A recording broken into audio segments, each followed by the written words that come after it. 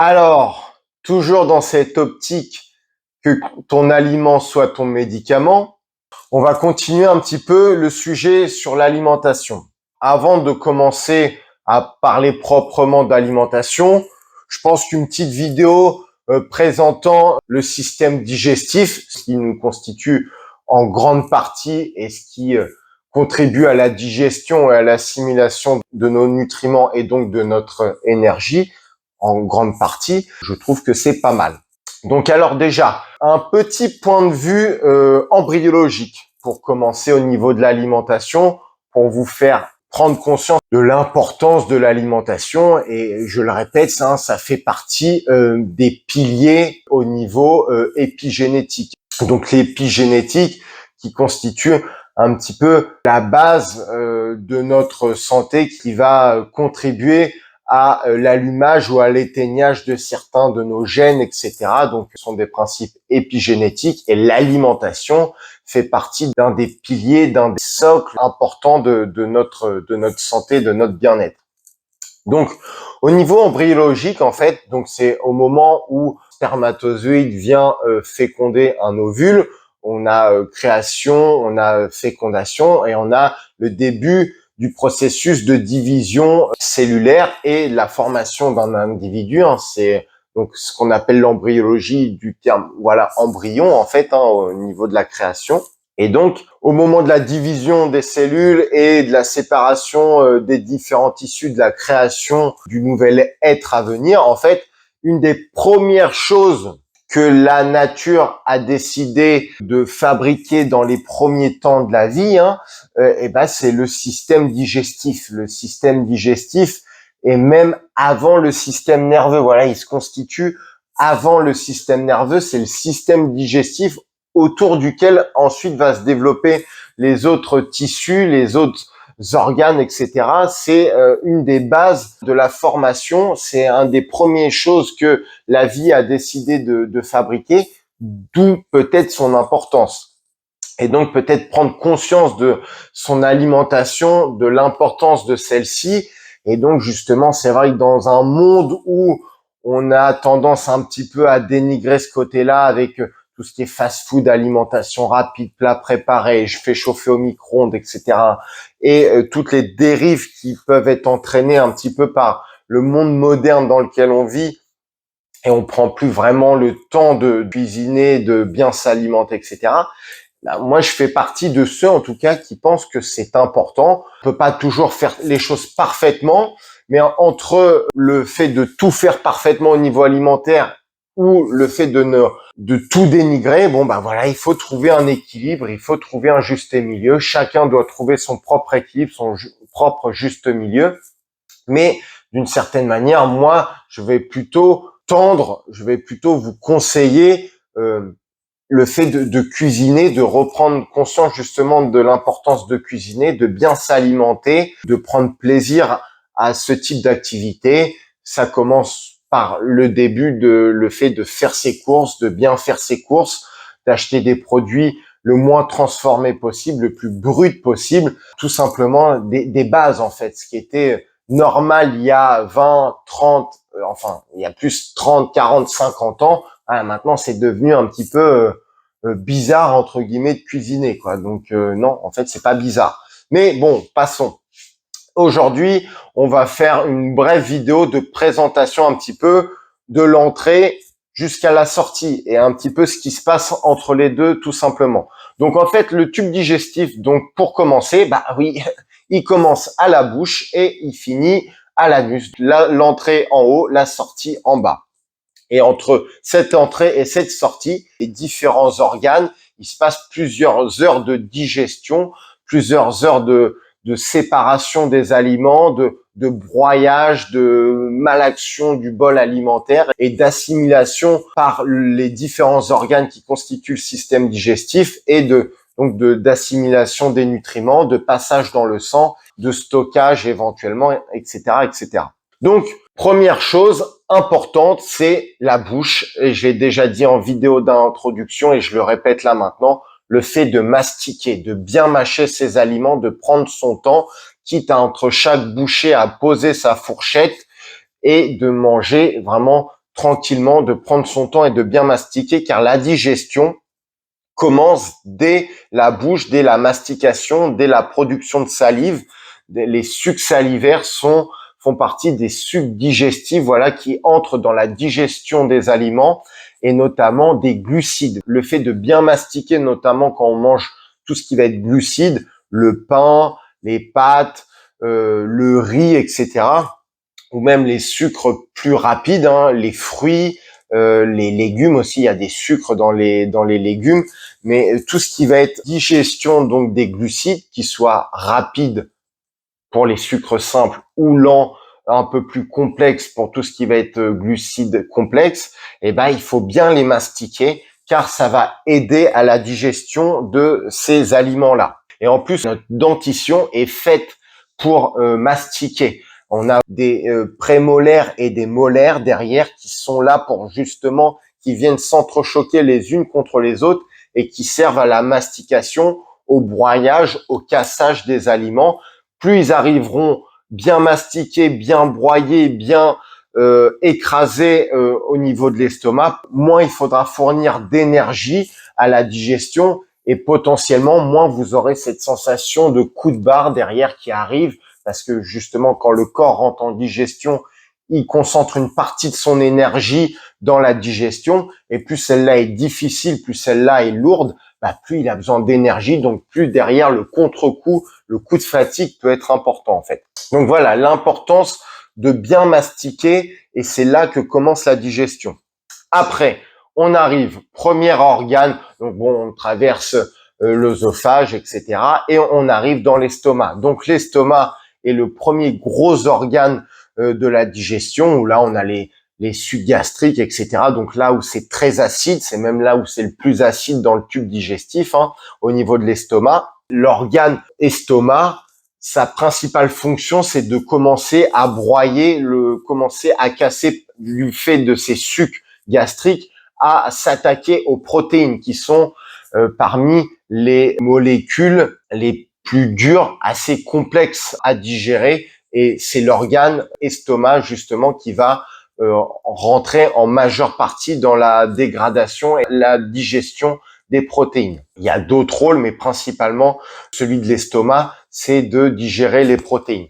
Alors, chose importante à savoir aussi, et ça j'en avais déjà parlé dans la vidéo d'introduction, le fait de, déjà comme j'ai dit, déjà de bien mâcher, et ce qui va permettre, d'une part, plus vous allez bien mastiquer vos aliments, moins vous allez avoir envie de manger en quantité. Et ça, c'est important, le fait de ne pas trop manger en quantité. Maintenant, on sait, et ça c'est connu depuis longtemps, notamment par exemple au Japon, en Chine, enfin dans les pays plutôt asiatiques, où justement il y a cette culture, cette tradition de ne pas trop manger en quantité, de laisser à peu près 20% d'espace dans l'estomac, d'air, entre guillemets. Et pourquoi on laisse donc un petit peu d'air dans l'estomac, de pas le remplir en totalité? Bah déjà pour faciliter son travail, parce qu'on va avoir un phénomène un petit peu de malaxage au niveau de l'estomac, où voilà, l'estomac va un petit peu se contracter, se dilater, etc., pour un petit peu malaxer le début de ce bol alimentaire qui s'est formé suite à votre repas.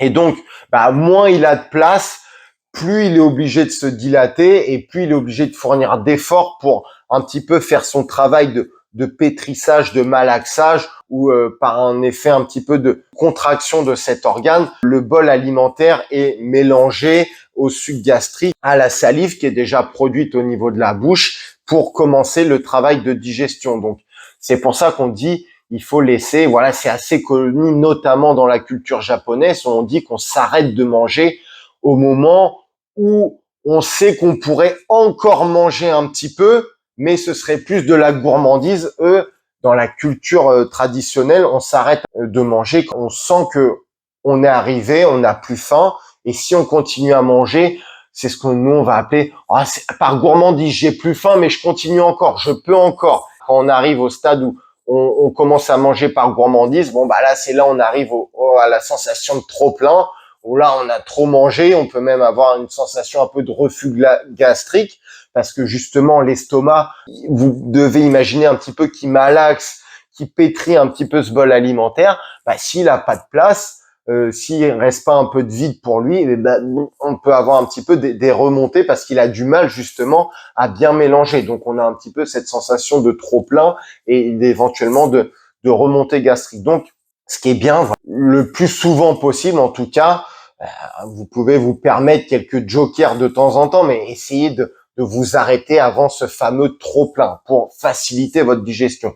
Au bout d'1 heure et demie à peu près, l'estomac a fini son job et donc le bol alimentaire sort de l'estomac et rentre dans l'intestin grêle, donc qui est composé de 3 parties: duodénum, jéjunum et iléon.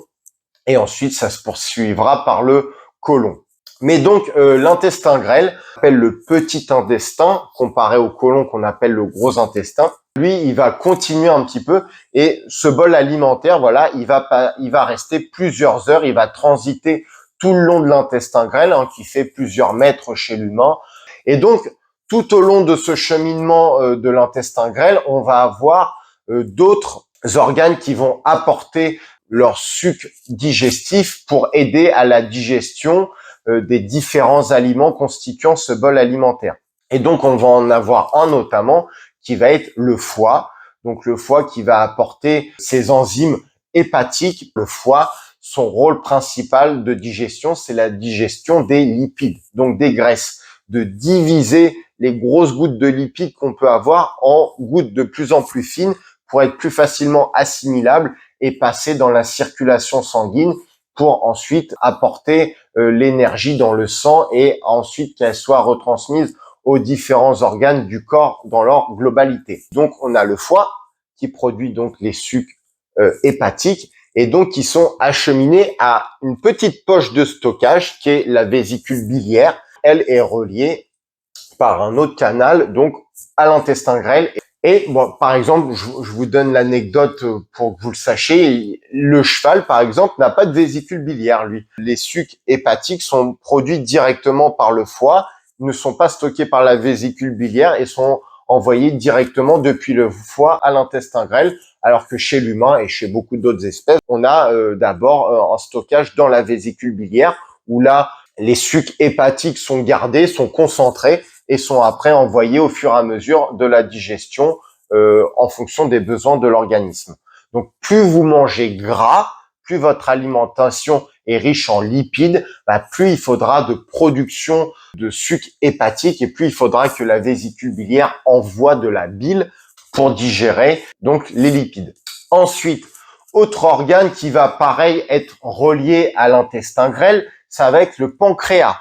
Donc, le pancréas, lui, sa principale fonction, ça va être la digestion des sucres, donc qu'ils soient sucres rapides, donc avec des chaînes constitutives des molécules très courtes qui sont facilement cassables, facilement digestibles, ou des sucres dits complexes, donc avec des chaînes moléculaires beaucoup plus complexes, un assemblage beaucoup plus complexe qui demande plus d'énergie, plus de sucre pancréatique pour la digestion. Donc le pancréas, lui, produit 2 substances principales. Ça va être l'insuline, qui est l'organe de digestion des glucides en tant que tel, et le glucagon, une autre hormone qui va être, elle, la substance de stockage des glucides. Donc l'insuline qui sert à digérer, à casser les différentes sources de glucides, et le glucagon qui, lui, va servir à stocker. Voilà, quand on est arrivé à un seuil où là il y a trop de glucides, et on va faire des réserves,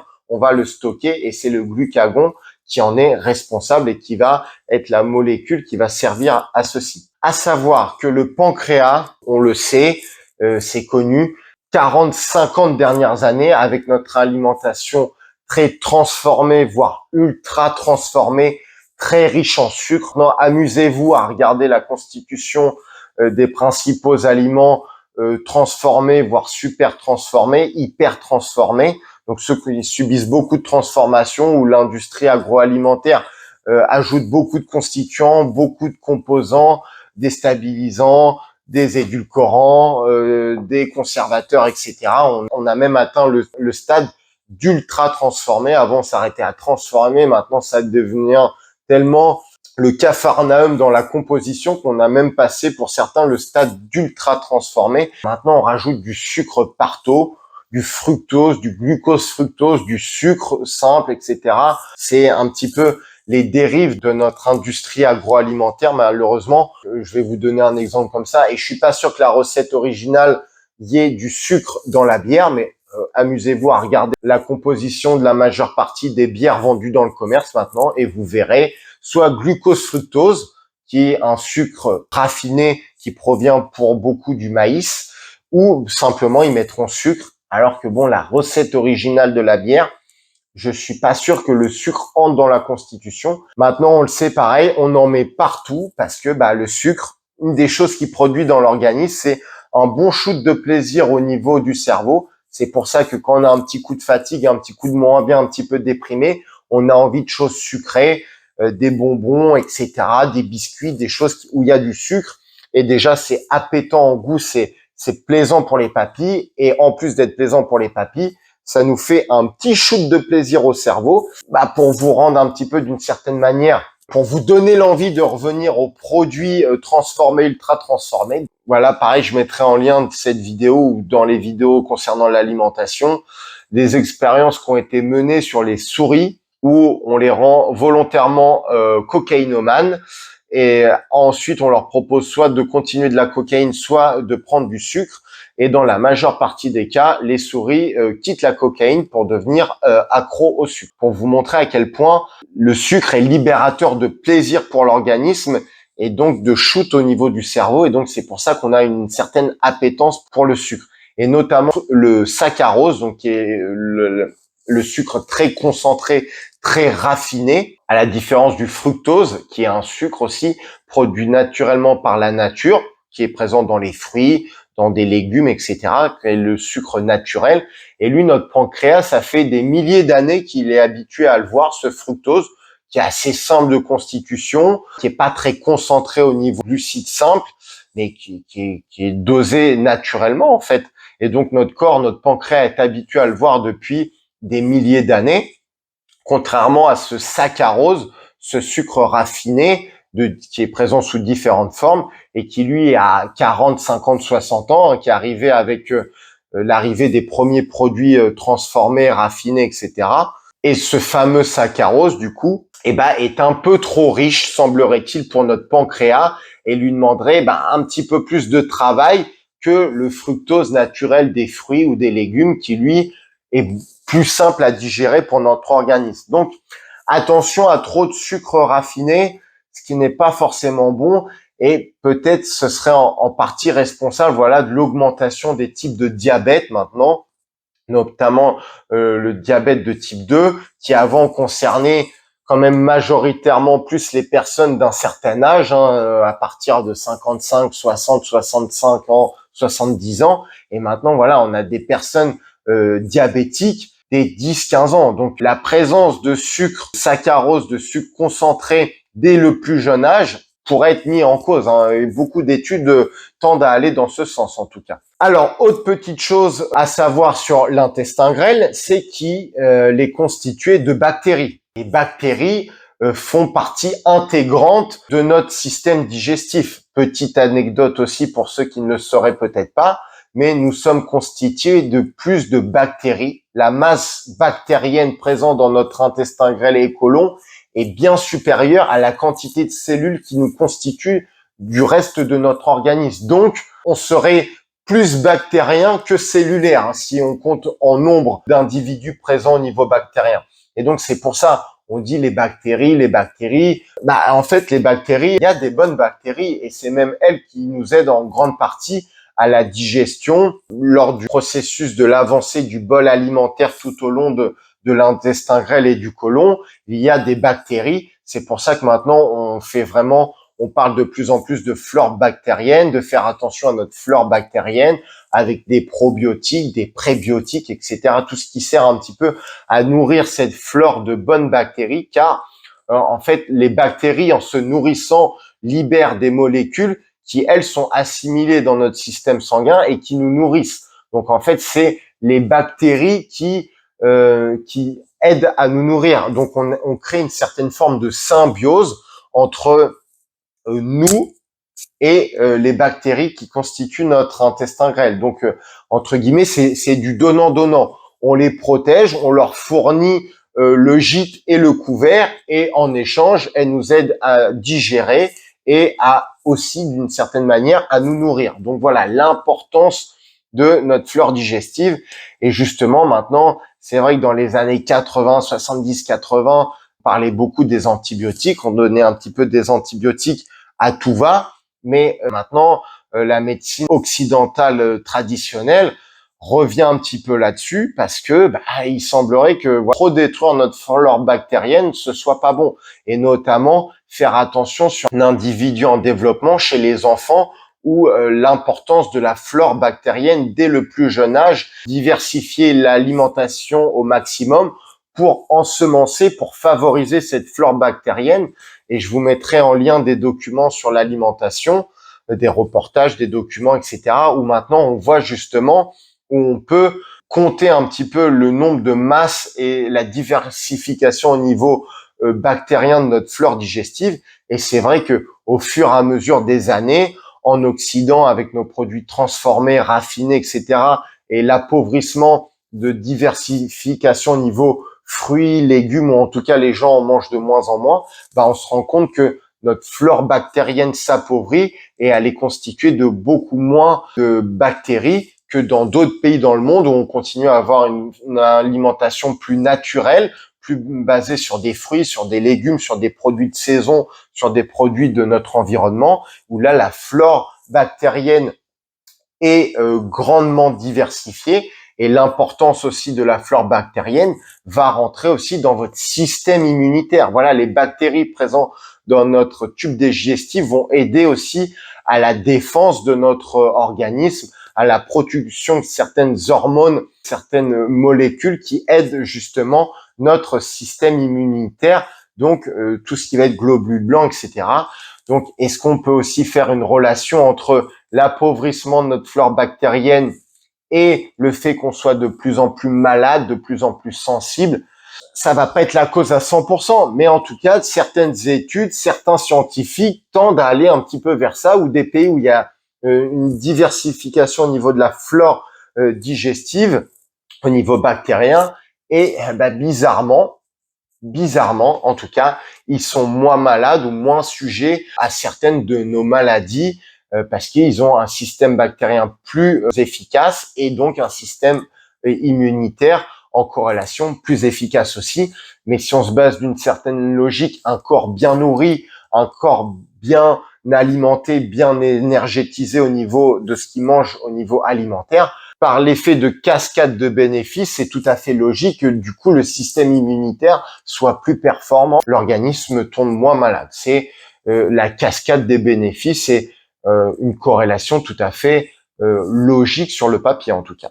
Une fois l'intestin grêle passé, on arrive dans le côlon, donc qui est assez long, un peu plus large, moins étroit que l'intestin grêle. C'est pour ça qu'on l'appelle le gros côlon, parce qu'il est un peu plus volumineux en taille. Et c'est là où va se terminer la digestion. C'est là où va être assimilée l'eau principalement. C'est là où va être formée les matières fécales qui seront ensuite évacuées par le rectum et l'anus. Mais c'est là où sont formées les matières fécales, c'est là où est absorbée l'eau. C'est pour ça que on dit quand on est en diarrhée, donc l'eau n'a pas le temps d'être absorbée. On dit attention en cas de forte diarrhée à la déshydratation, parce que c'est en grande partie là que l'eau est absorbée au niveau donc du côlon. Et entre le côlon et l'intestin grêle, on a donc l'appendice, qui est connu pour certains, cette fameuse crise d'appendicite qui fait mal dans l'abdomen. Les dernières études, en tout cas moi que j'ai entendues, et j'essaierai de vous retrouver pour vous le partager aussi pareil en lien, c'est que on a souvent dit que là cet appendice ne servait à rien, et en fait les dernières études semblent montrer que en fait cet appendice servirait un petit peu de coffre-fort bactérien, où justement en cas de diarrhée, en cas de vomissement, ou en cas de toute chose qui pourrait impacter donc notre flore bactérienne, et l'appendice garderait en réserve un microbiote, des bactéries, un petit peu comme une banque, à réensemencer de manière naturelle l'intestin grêle et le côlon par le biais des bactéries qui sont maintenues, qui sont préservées dans cet appendice. C'est toujours pareil un petit peu qu'avec l'humain, c'est qu'il a des fois beaucoup de certitudes, mais comme on peut l'avoir aussi à un titre individuel, et ce qui s'observe à titre individuel peut s'observer après à titre collectif. Mais cette notion de bon, je sais pas trop à quoi ça sert, a priori c'est petit, voilà, bon, ça sert pas à grand chose.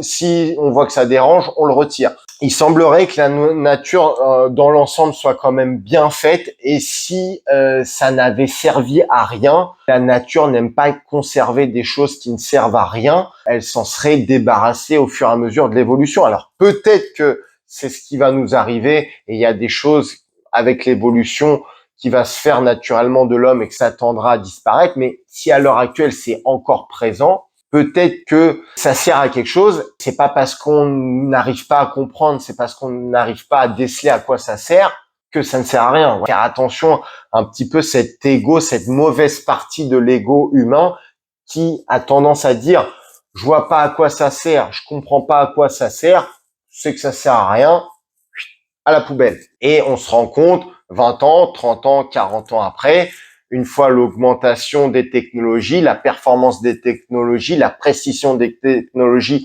augmentant, et ben on se rend compte, finalement ça sert à quelque chose, on va peut-être maintenant le garder, faire attention, plus l'enlever systématiquement, etc., etc. Petit aparté, on est tous humains, on a tous ces tendances à titre individuel, donc qui se remanifestent à titre collectif, etc.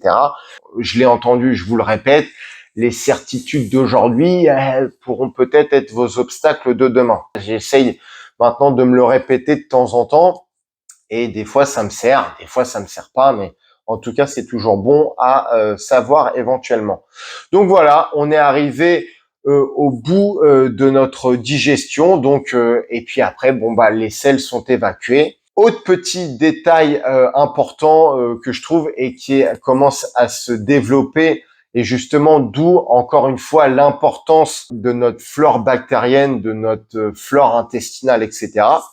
Je ne sais pas si vous en avez entendu parler, mais je vous en parle pour développer un petit peu votre culture ou avoir un petit peu un phénomène de répétition pour ceux qui seraient déjà au courant. On fait des greffes fécales. Donc, en fait, on analyse des gens qui sont en bonne santé. On voit un petit peu leur flore bactérienne. Et justement, c'est souvent mis en avant, c'est que des gens qui ont tendance à être en bonne santé, à tomber peu malades, etc., ont souvent une flore bactérienne assez multiple, assez développée, avec différents types de bactéries qui aident justement à la digestion et à l'assimilation des différents nutriments. Et à contrario des gens qui ont tendance un petit peu à être un peu trop souvent malades, etc., où là, on note que bizarrement, ils ont une flore bactérienne moins développée. Et donc maintenant, ce qui se fait, c'est qu'on fait des greffes fécales. On prélève tout simplement des matières fécales d'un individu en bonne santé. On les réimplante dans les individus malades. Et donc maintenant, c'est utilisé beaucoup. En tout cas, c'est en grande phase de test et c'est utilisé pour tout ce qui va être tendance un petit peu à des intestins irritables, etc., maladies de Crohn, sensibilité digestive et d'autres types de maladies intestinales, que ce soit côlon ou intestin grêle. L'importance, une fois de plus, de la diversification de vos aliments, notamment au niveau de fruits, légumes, qui vont aider en grande partie à la fabrication, à la constitution de votre flore bactérienne. Et toujours pareil, l'importance de commencer dès le plus jeune âge. Si vous avez des enfants ou si vous êtes en contact avec des enfants, ne pas hésiter à leur faire goûter. C'est vrai que sur des palais un petit peu jeunes, il y a certaines choses qui peuvent avoir un petit peu du mal à passer parce que le palais se développant, etc., ça peut être un petit peu désagréable pour les enfants, mais de leur faire goûter, de leur faire manger. Voilà, moi je sais que c'était comme ça et ça m'a pas traumatisé. J'en garde un bon souvenir et je suis content et je remercie vraiment mes parents. Merci à eux. J'avais un père qui cuisinait, qui jardinait, qui nous faisait beaucoup de plats préparés mais cuisinés parce qu'il achetait que des produits bruts. Soit il les achetait, soit il les cultivait au jardin. On a mangé toute notre enfance, on avait de la salade tous les jours, voilà, des légumes de saison, des poireaux, des tomates, des patates, voilà, il cultivait tout, des oignons, des échalotes, des substances aromatiques, du basilic, du persil. Vraiment, c'était dans la nature de mon père. Maintenant, avec mon recul d'adulte et avec les connaissances que j'ai pu accumuler avec les années, et ben vraiment, il y a qu'une chose que je peux lui dire, même s'il est plus là à l'heure actuelle, mais je continue à le remercier et il m'entend peut-être de là où il est, et je le pense même. Je le remercie parce que ça nous a donné à moi, à mon frère, cette tendance qu'on a à cuisiner et l'importance de l'alimentation. Merci à mes parents, merci à ma mère aussi, qui était tout à fait d'accord avec ça et qui était vraiment derrière mon père pour ça, où l'alimentation c'était important et on n'achète pas de produits transformés, ultra transformés. En gros, à la maison, c'est mon père, il faisait les plats et les entrées et ma mère, grande pâtissière, faisait les desserts. Mais petite digression personnelle, mais c'est pour vous faire prendre conscience de l'importance de l'alimentation, de cuisiner. Je vais employer le terme perdre du temps pour en gagner, mais pour moi, c'est pas perdre du temps. Pour moi, c'est vraiment plus naturel de cuisiner. Pas besoin de partir dans des choses complexes, d'y mettre des heures, de faire enfin, voilà, pour ceux qui aiment bien, de faire des assiettes.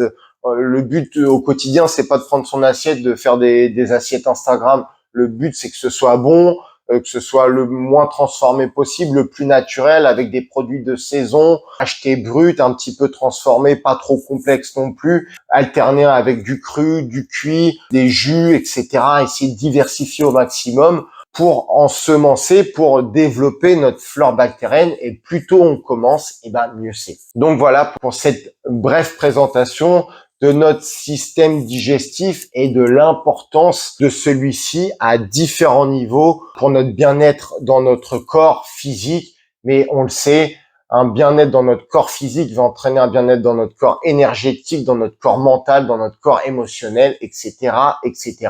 L'un ne pouvant pas aller sans l'autre. Mais bon, c'est bien de commencer déjà par une bonne alimentation, ce qui en découlera derrière plein d'autres choses.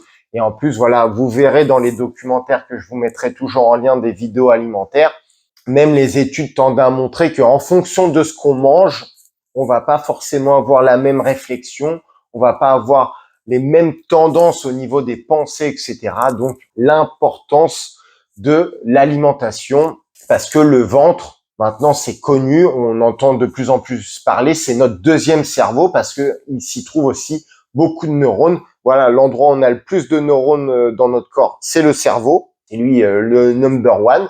Notre ventre arrive juste derrière, un peu moins, mais pas beaucoup moins. Donc, il y a aussi énormément de neurones dans notre ventre. Et le troisième endroit où on a pas mal de neurones, c'est le cœur. L'importance, cerveau, ventre, cœur. Et on développera au fur et à mesure des différentes vidéos. Mais prenez conscience de l'importance, s'il vous plaît, de l'alimentation. Prenez le temps de cuisiner 20 minutes, une demi-heure, des choses simples. Je répète, cru, cuit, diversifié au maximum et vous en verrez les résultats. Alors c'est pareil, c'est pas parce que vous allez cuisiner une fois que instantanément ça va être magique si ça fait des années que vous ne cuisinez pas. Mais c'est vrai que quand on a pris des années de mauvaises habitudes, en quelques semaines, quelques mois, on sent vite le changement, on sent vite le regain au niveau énergie, au niveau bien-être. Après, c'est toujours pareil, à voir aussi, est-ce que vous n'avez pas aussi des tensions au niveau viscéral, même titre qu'une articulation, les viscères peuvent être tendus, ça c'est connu en médecine dite parallèle, orientale, chinoise, indienne, japonaise, tibétaine, etc. Médecine orientale, c'est connu. On peut avoir des spasmes, des tensions au niveau viscéral. On peut avoir un organe qui est d'une certaine manière fonctionnant pas à son plein régime. Et ça, on peut y pallier par différentes méthodes, l'alimentation, mais pas que. Il faut aussi des fois voir au niveau de la colonne, voir au niveau de l'organe en lui-même. En médecine énergétique, en médecine parallèle, on sait un petit peu s'en occuper ou tout du moins aller voir si tout tourne bien rond à ce niveau-là. Et c'est vrai que moi, j'y accorde beaucoup d'importance dans mes consultations, que ce soit avec nos amis à quatre pattes ou avec nous-mêmes à deux pattes. Voilà l'importance de travailler le viscéral pour aider justement au niveau digestif une bonne assimilation, des organes qui tournent le mieux possible pour être en meilleure forme. La colonne, c'est une grande penderie, entre guillemets, où tout vient s'accrocher dessus et notamment les viscères. Donc, si la penderie est un peu bancale, il y a de grandes chances que les vêtements qui sont accrochés dessus soient un peu bancals en bas. Et à contrario, si les vêtements sont un peu bancals en bas, il y a de grandes chances que la penderie en haut soit un peu bancale. Donc, moi, j'aime bien m'occuper de la penderie et des vêtements pour être sûr que tout tourne le mieux possible. Petite digression, une fois de plus personnelle. J'espère que, en tout cas, ça vous aura intéressé et je vous souhaite une bonne journée et un bon équilibrage. À bientôt. Merci pour votre écoute et comme le dit l'adage, qu'on parle de moi en bien ou qu'on parle de moi en mal, le principal c'est qu'on parle de moi. Donc n'hésitez pas à partager, à liker, à commenter, à interagir avec cette vidéo. Et pour les plus téméraires, vous pouvez aller faire un petit tour sur le Tipeee. Dans tous les cas, je vous dis à bientôt pour de nouvelles vidéos. Prenez soin de vous. Ciao, ciao.